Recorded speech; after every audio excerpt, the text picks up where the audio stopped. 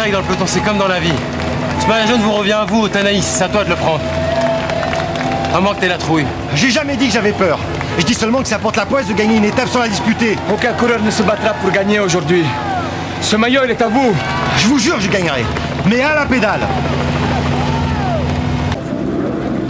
Voilà, le peloton arrive maintenant, parfaitement compact.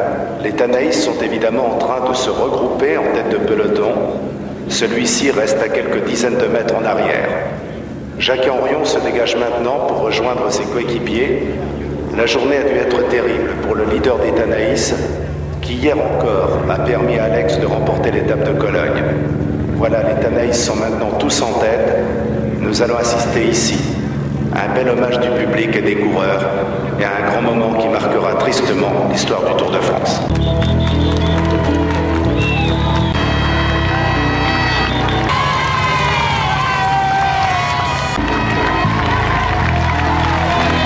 Très nombreuses ce matin, ne s'y trompe pas. Les départs vont se succéder.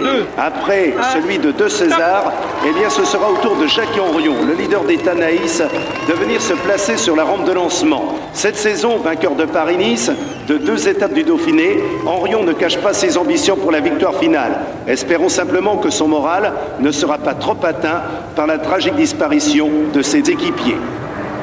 10 secondes.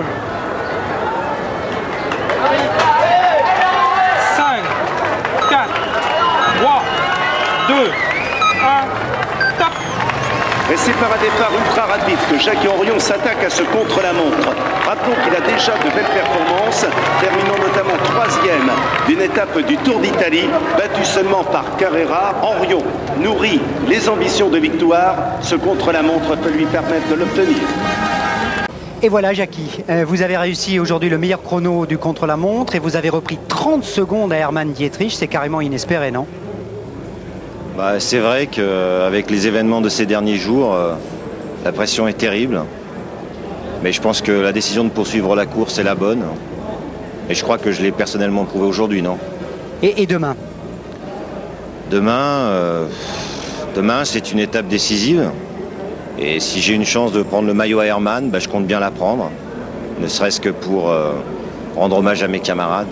Merci. Séquence suivante maintenant dans le Vélo Club. Qu'est-ce qui se passe? Rien de grave, Jackie, juste une vérification. Vous vous souvenez de l'accident qui est arrivé dans le Milan-San Remo au 93? 93? C'est l'année où j'ai rencontré ma femme. Ça, c'est un souvenir. Je vous demande pas ce que vous faisiez de vos nuits, mais ce qui s'est passé en course. Il s'est passé. On est tombé, quoi. Attends, Jackie, on voudrait pas t'emmerder, mais c'est important pour l'enquête, tu comprends?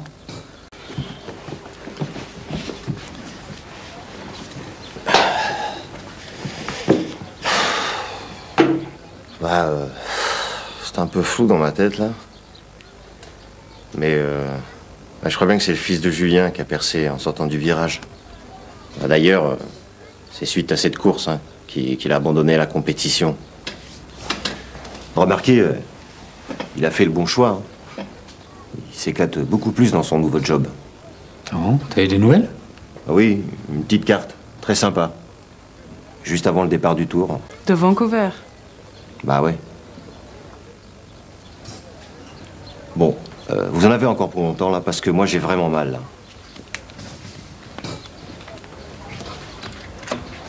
Merci, Jackie.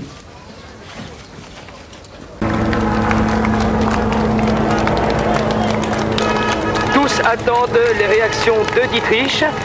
Rappelons que celui-ci ne possède que 12 secondes d'avance sur Henrion au général. 12 secondes. Quant à Carrera, tout le monde sait ici qu'il peut encore venir inquiéter Henrion et peut-être même Dietrich. Mais ça y est, Henrion vient de démarrer à moins de 50 km de l'arrivée. Patrick, nous y sommes, c'est la grande explication. À l'arrière, la réaction se fait encore attendre, mais je vous garantis que c'est en ce moment que se décide la victoire du Tour de France. Henrion joue son va-tout. Il ne doit à aucun prix se laisser distancer par Dietrich. Rappelons qu'il ne restant que 2 jours avant les champs et demain, la configuration de la course n'autorisera pas de grands écarts. Pour Orion, c'est maintenant ou jamais. Applaudi chaleureusement par le public qui attendait ce moment. Et dans le public, eh bien, nous remarquons peut-être plus ému que les autres son père, qui avait lui aussi endossé le maillot jaune il y a 20 ans. Maintenant, la question est posée. Jackie réussira-t-il à maintenir ses 2 secondes d'avance sur Dietrich, ce qui lui permettrait demain de remporter le Tour de France sur les Champs-Élysées. La cérémonie protocolaire continue au moment où le maillot jaune, Jackie Orion, quitte le podium en pensant déjà à l'étape de demain. Il est le vainqueur du Tour de France. Il la voulait, cette victoire. Elle rejaillit certes sur Orion, mais sur toute l'équipe d'Anaïs qui a été si durement frappée dans ce Tour de France qui fera date dans l'histoire du sport.